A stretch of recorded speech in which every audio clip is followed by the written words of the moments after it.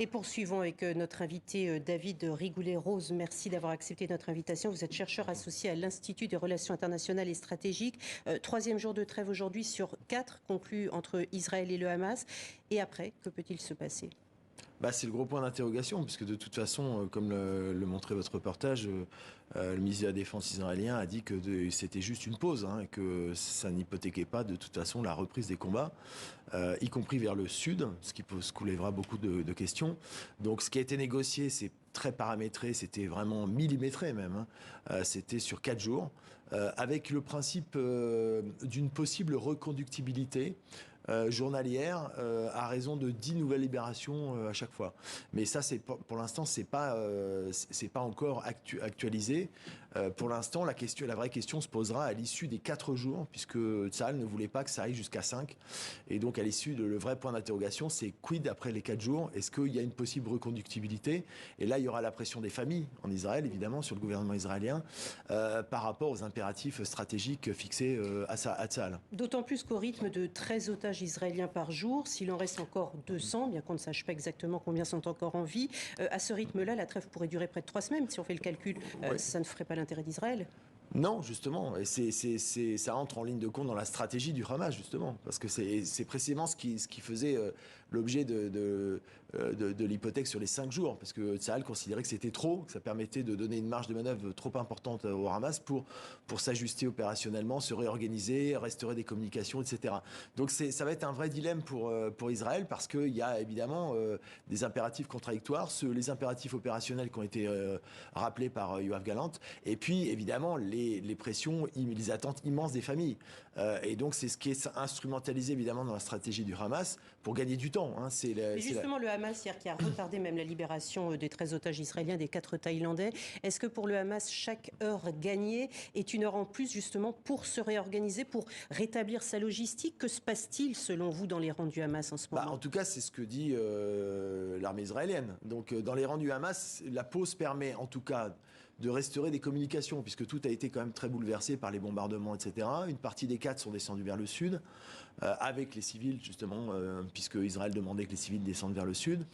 Il y a la restauration, effectivement, de communication et un ajustement opérationnel qui est rendu possible juste par la liberté de mouvement, puisque le Hamas avait demandé aussi qu'il n'y ait pas les survols par les drones israéliens, justement, sur l'ensemble de l'enclave, pour aveugler, au sens propre du terme, évidemment, les dispositifs en question.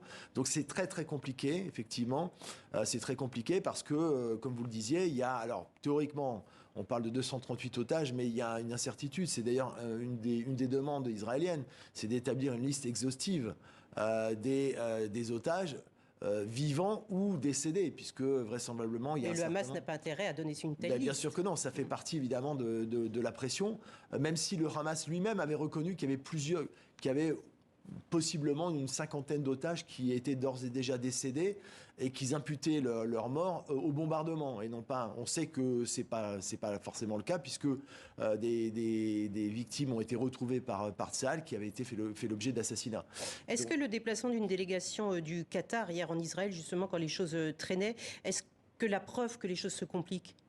Oui, c'est la preuve, parce qu'effectivement, le Qatar a mis beaucoup de son crédit dans la négociation, et les Égyptiens, donc il y a eu d'ailleurs entre les deux un binôme égypto-qatari pour empêcher le bug qui s'était manifesté hier. Et il y avait un mécontentement public d'ailleurs du Qatar qui a été manifesté à l'endroit du Hamas, qui pourtant est son interlocuteur, justement en stigmatisant une forme de logique dilatoire qui était préjudiciable justement à des accords qui avaient été clairement établis.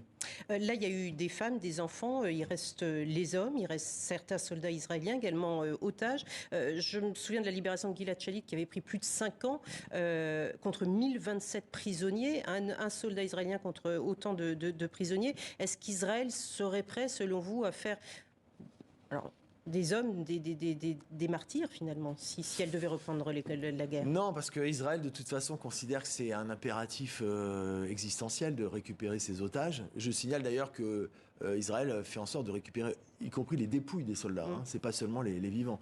Mais là, on est dans une configuration qui n'a rien à voir avec celle de Gilad Shalit, effectivement, qui avait duré 5 ans, qui avait donné lieu à un ratio de 1 à 1000. On voit bien là que c'est pas le ratio qui a été paramétré, puisque c'est de 1 à 3. Mais se posera, comme vous le disiez, le curseur montera certainement au moment où se posera la question, pas seulement des hommes, des civils, mais surtout des militaires. Puisque, semble-t-il, il y a des officiers, voire des officiers généraux qui sont concernés. Et là, on peut penser qu'évidemment, l'arbitrage et la transaction sera beaucoup plus coûteuse. Il nous reste quelques secondes. Ce matin, le mouvement islamiste palestinien confirmait la mort d'un important chef militaire, de 3 autres cadres également. Est-ce que le Hamas, au jour d'aujourd'hui, je sais que ça ne se dit pas vraiment, est lourdement affaibli au 51e jour de guerre? Ah oui, il y a eu incontestablement une pression militaire, une guerre d'attrition qui a été très coûteuse pour le Qatar, pour le Hamas, pardon. Et donc effectivement, beaucoup de ces commandants sont tombés. Ce qui ne veut pas dire que les têtes ne subsistent pas. Vraisemblablement, Yahya Sinwar et Mohamed Deif sont au sud.